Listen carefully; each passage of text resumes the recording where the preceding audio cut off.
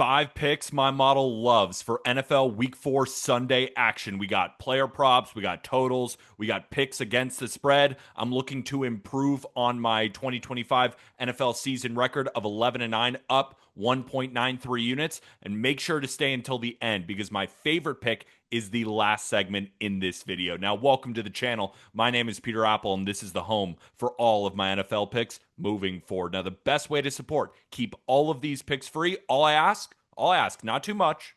Just hit that like button. Comment down below what are your favorite picks for Sunday, and what do you think about my picks? I'd love to chop it up in the comment section below. And also, make sure to hit that big red subscribe button so you never miss any of these pick videos. Let's get into it.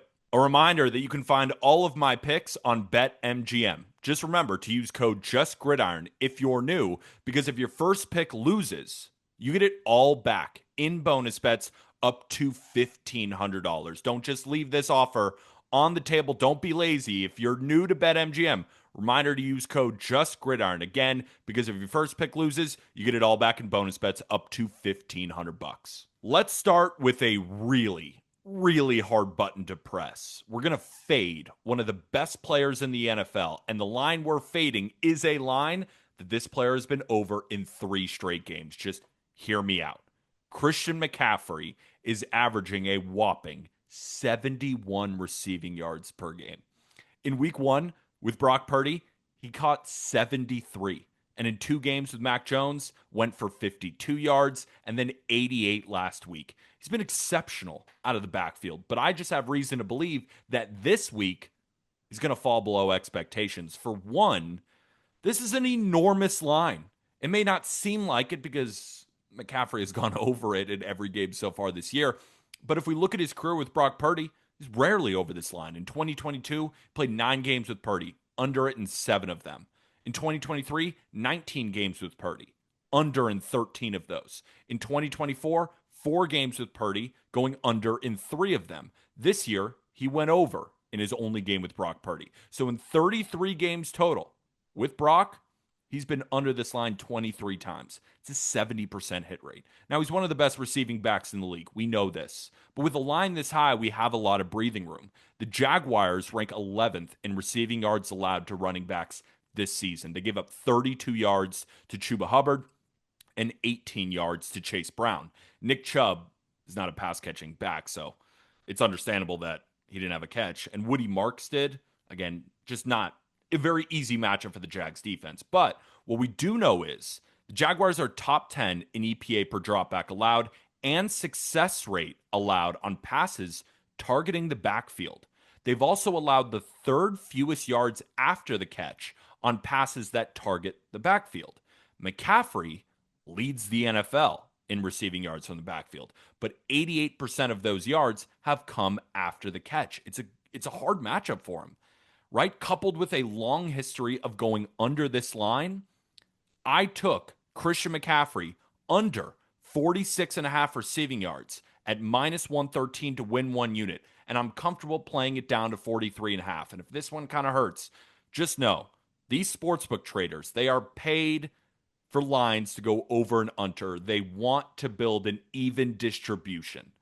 He's not going to go over every single week, and I think this is the matchup where he stays under. Let's break into pick number 2, which is equally as disgusting. I want to start you off with some disgusting picks just so you know where I'm at as an NFL bettor. We're going to look at Titans versus Texans with the lowest total of the season so far. It's just 37.5.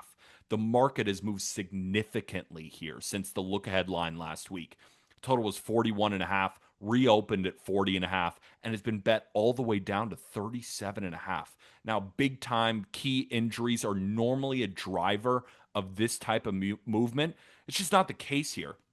It's just plenty of bettors, and understandably so, betting the hell out of this under, as nobody expects points from these 2 lifeless teams. On paper, makes sense. Houston and Tennessee rank bottom 5 in both EPA per dropback and EPA per rush. They suck, right? It explains the depressed total. But digging deeper, though, reveals reasons to expect more offense than this line might imply. Now, Houston's offense stinks. We know this, right? Offensive line is terrible. poorly timed turnovers, these short-circuited drives and they stink, right? I'm using a lot of fancy terms. They stink. But again, Tennessee's defense is terrible. They rank in the bottom 5 in EPA per dropback allowed and EPA per rush, making them one of the NFL's worst defenses. And so far, I will give this is probably my last opportunity for the Texans offense. They have faced the second, sixth, and 12th best defenses by EPA per play so far. So this is their easiest matchup to date, and it's at home.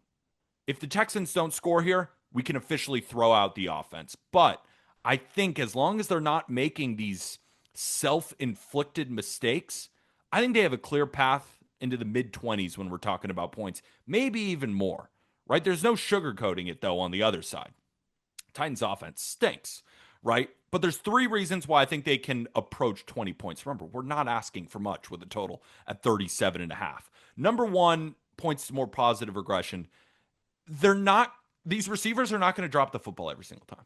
Tennessee ranks second in the NFL in drops with 8. We've only played 3 games.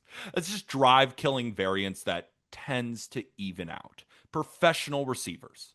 They're professional receivers on the Tennessee Titans. They're not going to keep dropping passes at that rate. Number 2 is quarterback play. I think Cam Ward has actually done a pretty good job. His head coach is horrible. I think he's the worst head coach in the NFL by far. But he's protecting the football. His lone turnover was a pick 6 on that opening drive. It was loud, right? We all saw it. But overall, he's been pretty smart, and he's still willing to push the ball downfield, right? It's not due to a lack of confidence. I think he's okay. Number 3, and I think this is going to help Cam Ward, injuries to the Texans defense. Derek Stingley Jr., the Texans' number 1 corner, has not practiced this week at all as he's nursing an oblique injury. It's expected that he's going to play. Or actually, no, it's not. It's not expected that he's going to play. I don't know why I said that. It's not expected that he's going to play. But even if he does, he's clearly not 100%. Tennessee, right? They're going to have opportunities to connect if their receivers simply catch the ball. And why do I say that? Instead of just inventing it out of thin air. Did you watch that Jags-Texans game? Jaguars receivers dropped multiple explosive passes against Houston. Game could have looked much worse for the Texans' pass defense. Now, we expect Houston to control the game, right? They're a better team, right? But this total is so low, we just don't need much from Tennessee to get there. 2 to 3 good drives, 1 to 2 explosive plays should be enough to tilt these over, right? Because they're indoors, it's also going to be easier to kick some field goals. And Ward's aggression ensures that they're not going to go quietly, even if they're trailing. Houston should be able to be in the mid-20s with ease against Tennessee's terrible defense. And Tennessee only needs like a modest positive regression when it comes to drops or one big play to contribute enough. My final score prediction is 24-16. It's not a high total, right? It's not a high scoring game. But I think, and my model agrees, this total should be at 40. And luckily, we got a great trend here. This game is going to be played indoors, like I said. And totals this low rarely stay under in a dome. Totals below 40 in games played indoors are 80, 49, and 2 to the over. It's a 62% hit rate. The odds makers have just set this total too low because they're getting a lot of action here on the under, and both offenses are terrible, right? And the Texans are one of 3 teams that none of their games have hit the over yet, right? They're 3-0 to the under, 0-3 to the over. So it makes sense, all this steam, but I'm here to buy back in. Give me over 37.5 at -115 to win 1 unit, and I would take this up to 38. For our next play, we're going to look at the money line between the Raiders and the Bears. This line is a pick'em, so basically all we need is for our team to win. Now let's look at the Bears. They're highly vulnerable, in man coverage, and I think that sets up really well for a Vegas bounce back on offense. Chicago plays man coverage at 55% of snaps per FTN fantasy, but allows the second most yards per dropback in those situations. Excellent matchup for Geno in a dome where he's historically played better, and he ranks 5th in yards per dropback against man coverage this season. But also, what makes it a lot easier, even if they're playing zone, this secondary, this defense is so banged up. Slot corner Kyler Gordon is unlikely to play. Their all-pro corner Jalen Johnson is already out. Additionally, their pass pass rush is missing this disruptive interior force in Grady Jarrett. And then TJ Edwards, their starting middle linebacker, is also probably going to be out for this game. What that does, prime opportunities for Brock Bowers, Trey Tucker, Jacoby Myers. They got weapons through the pass game. I think it's also a good opportunity to finally get Ashton Genty going. The Raiders run the fourth most inside zone runs. And the Bears, they rank 31st against those type of runs. Chicago ranks 24th in success rate and 23rd in EPA per rush allowed. If there was ever a spot for the Raiders' run game to finally get going, this is it. Now, the Raiders' defense is not very good, right? But their scheme plays to a relative advantage, right? All we got to do is just score more points than the Bears. Vegas runs the third most zone coverage in the NFL. And Caleb has actually been really solid against man while being more pedestrian against zone. Vegas is holding opponents to 6.6 yards per dropback in zone, with Chicago's man-heavy scheme gives up 8.5 yards per dropback. Even with a subpar defense, the Raiders' coverage profile is better equipped, I think, to handle Caleb Williams than vice versa.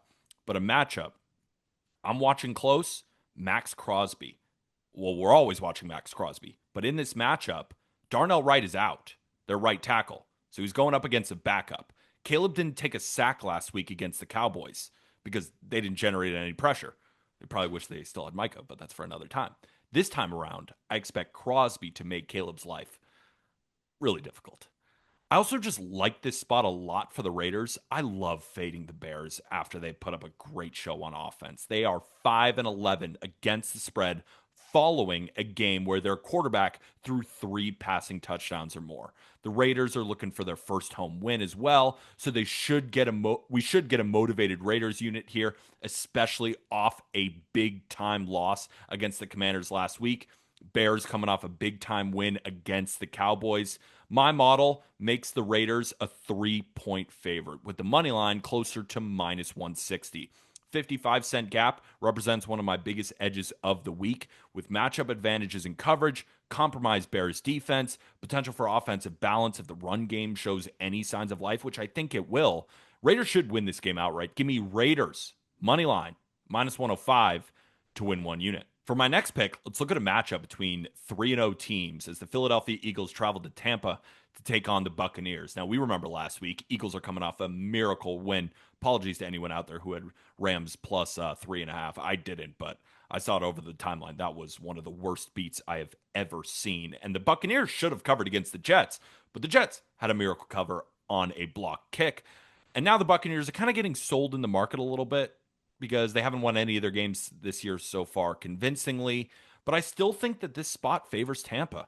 Eagles passing attack, I mean, they were pretty good last week, but overall they ranked 21st in EPA per dropback, while the Bucs ranked 9th.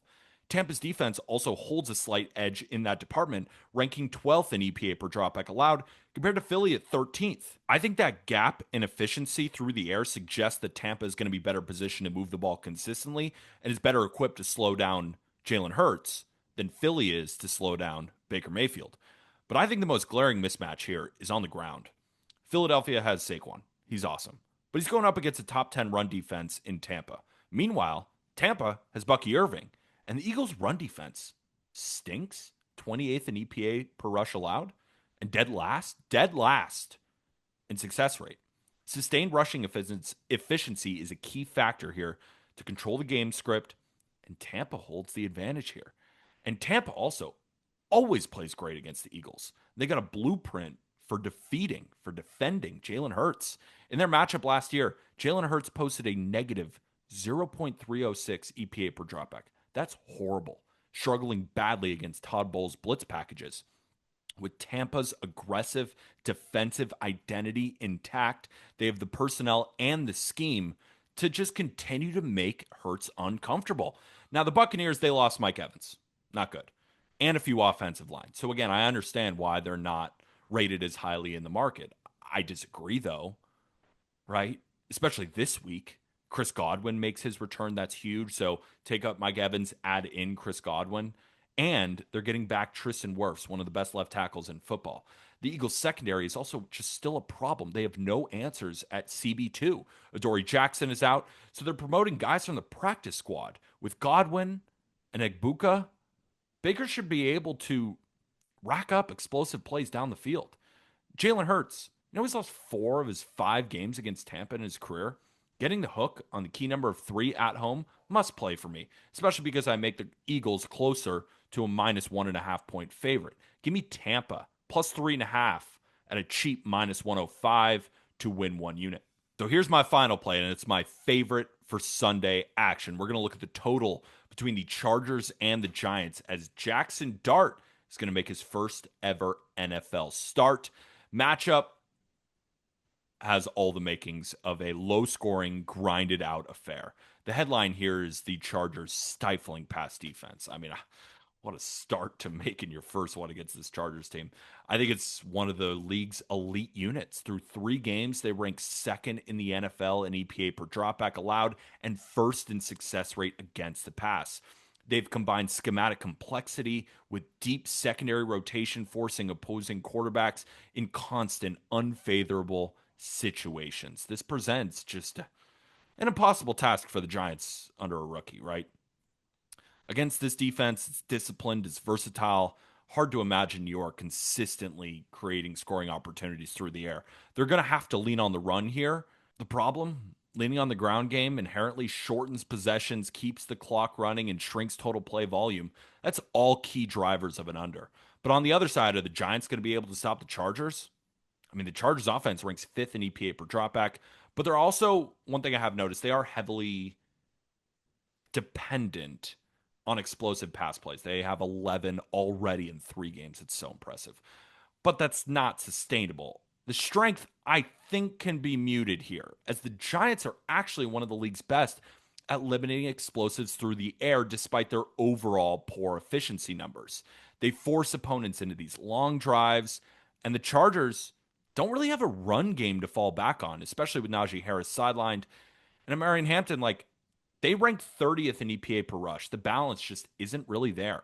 And we've seen, though, there's a reason they rank 5th in EPA per dropback. Like, this passing attack is awesome because they face teams that just can't get any pressure on them. As Herbert just, we've seen it so many times, he just sits back and just dots. I love Justin Herbert, but I think the Giants can stop that because they can get a little bit of pressure, right? What's the strength of the Giants defense? It would be their defensive line.